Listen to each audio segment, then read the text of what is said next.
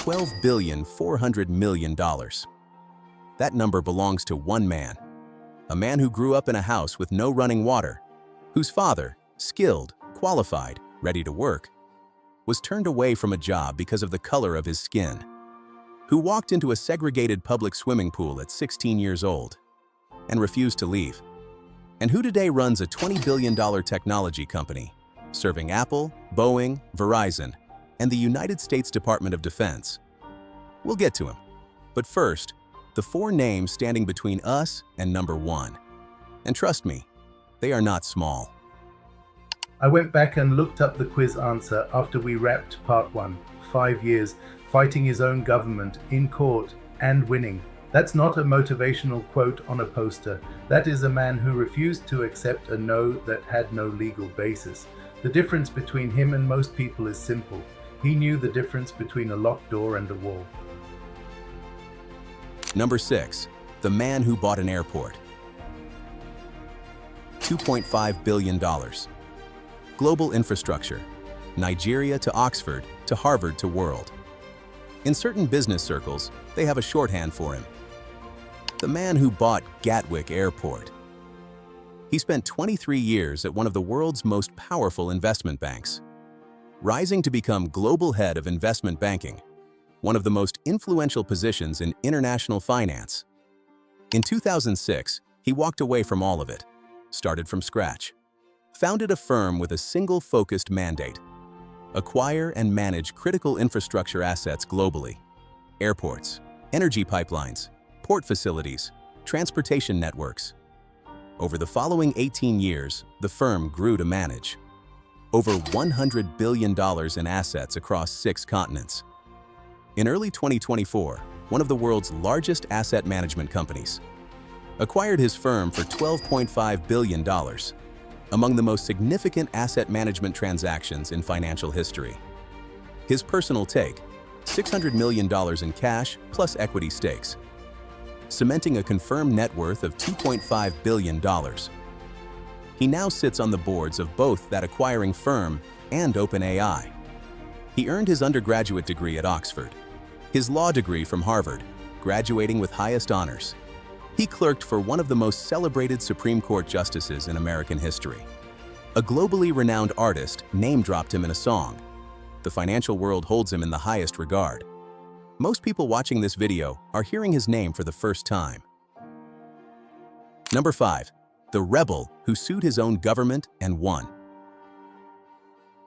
$3.1 billion. Telecommunications plus philanthropy. Zimbabwe. 1993, denied. 1994, denied. 1995, denied. 1996, denied. 1997, denied. 5 consecutive years. The Zimbabwean government blocked him from receiving a mobile phone operating license, protecting their own monopoly on telecommunications. He didn't walk away. He took them to court, and he won, securing a landmark constitutional ruling. That shattered the government's stranglehold on the industry. In 1998, he launched his wireless telecommunications company and used that single hard-fought victory as the foundation for an empire. That now spans multiple African markets, plus ventures in financial technology, media, and satellite internet. But perhaps the number that matters most? Since 1996, he and his wife have funded university scholarships for over 250,000 young Africans through their private foundation, quietly reshaping educational access across an entire continent. Forbes confirms his personal net worth at $3.1 billion. One of the most extraordinary entrepreneurial battles in the history of African business, told almost nowhere. Number 4. The first, the pioneer, the blueprint. $4.3 billion. Mining plus football plus philanthropy. South Africa. He holds a distinction that no one else on earth can claim: the first Black African to ever appear on the Forbes billionaires list. He built his fortune through a South African mining conglomerate, extracting platinum, nickel, iron ore, manganese, chrome, and gold from some of the most resource-rich land on the planet. He started as a mining lawyer, learning the industry from its legal foundation outward, before making a calculated pivot into direct ownership and operations. With a precision the industry had never seen from a black South African entrepreneur. Beyond mining, he owns the most decorated football club in South African history and holds major equity in one of the continent's largest financial services groups. In 2013, he and his wife became the first Africans to sign the Giving Pledge, the commitment created by Bill Gates and Warren Buffett to donate at least half of one's wealth to charitable causes. Net worth, $4.3 billion. Sport, mining, philanthropy, across an entire continent. The Western media cycle has largely missed every chapter of it. This one genuinely stopped me. First black African on the Forbes list, and his response to that kind of wealth: give half of it away voluntarily, publicly, permanently, before anyone asked. That's not PR, that's a value system, and it tells you more about who this man actually is than any net worth figure ever could. Number 3. The Double Empire. $6.5 billion. Telecommunications plus oil. Nigeria. What he accomplished is something almost no entrepreneur anywhere on earth has managed. Two completely separate billion-dollar empires. Two entirely unrelated industries. His telecommunications company, launched in 2003, now serves over 55 million subscribers across 4 West African nations. The company operates its own submarine fiber optic cable system that physically connects West Africa to the United Kingdom, across the floor of the Atlantic Ocean.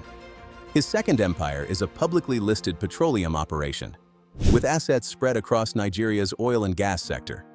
He earned his MBA in the United States, returned to Lagos with a clear strategy, and spent the next 4 decades executing it, without noise, without distraction, without an audience. Forbes places his confirmed net worth at $6.5 billion, making him one of the 6 wealthiest black individuals on the planet. He gives almost no interviews. He attends almost no industry events. His name is an institution in Nigerian business. Outside of that, near total invisibility. Number 2. Feeding and building a continent. $11.2 billion. Industrial conglomerate. Nigeria. He doesn't pursue celebrity. He pursues infrastructure. As the founder and chairman of one of Africa's most vertically integrated industrial conglomerates, his operations span cement production, refined sugar, edible oils, pasta manufacturing, port operations, and real estate development, all under a single organizational structure. His cement operations have contributed to the construction of millions of homes, schools, roads, and commercial buildings across West Africa. His food subsidiary, publicly listed on the Nigerian Stock Exchange, produces staple goods consumed by tens of millions of Africans every single day. Forbes places his personal net worth at $11.2 billion, positioning him among the 250 wealthiest individuals on the planet. He operates from Abuja with zero interest in international recognition, no desire for a Western business press profile, and no public persona beyond the companies he controls. While global media rotates through celebrity wealth stories, he is quietly feeding and building a continent. $11.2 billion, built in complete silence. Number 1. The most important story in this video. $12.4 billion. Technology Solutions. Missouri, USA. Missouri, 1951. A small town in the American Midwest where segregation wasn't distant history. It was lived daily reality. His family home had no indoor plumbing. Heat came from a cast iron stove. His father, a skilled, capable man, applied for a job at the local utility company. He was turned away because of his race. The boy who grew up watching that moment made a quiet, permanent decision about what he would do with everything that followed. He graduated from a Missouri State University in 1973 with a business degree. He became his railroad employer's first black salesperson. He moved to a major logistics company and was inducted into their Sales Hall of Fame in 1981. He was building something: credibility, relationships, deep knowledge of how large corporations actually operated. and positioning himself for something far larger than a sales award. In 1990, with $250,000 in starting capital and a co-founder, he launched a technology company out of St. Louis, Missouri. What followed is one of the most remarkable business-building stories in American corporate history. That company is now the largest Black-owned business in the United States by a significant margin. It is a global technology solutions provider, managing the procurement, integration, testing, and deployment of complex technology systems for the world's most powerful organizations: Apple, Cisco, Verizon, AT&T, Boeing, Lockheed Martin, the United States Department of Defense. Over 80 of the Fortune 100 companies rely on its infrastructure. The company generates more than $20 billion in annual revenue and employs over 9,000 people worldwide. Forbes awarded him a perfect self-made score of 10, a rating reserved exclusively for individuals who started with nothing and built everything entirely through their own decisions and effort. Only 25 billionaires in all of America carry that perfect score. His personal net worth, $12.4 billion. Richer than any Black entertainer, richer than any Black athlete, richer than every Black media personality you have ever seen celebrated in this culture. And in 2025, most of America has never encountered his name a single time. That is not an accident of obscurity. That is what happens when a man decides that building the thing matters more than being seen building it. 12 names, 12 fortunes, 12 completely different paths. From a Caribbean biotech founder to a West African cement king. From a woman who made history twice over to a man who fought his own government in court for 5 years straight. What connects every single one of them is not just the wealth. It's the decision to build without asking for permission, to grow without requiring an audience, to measure success by what actually exists, not by who happened to notice. These are the real stories of Black wealth. And they were hiding in plain sight the entire time.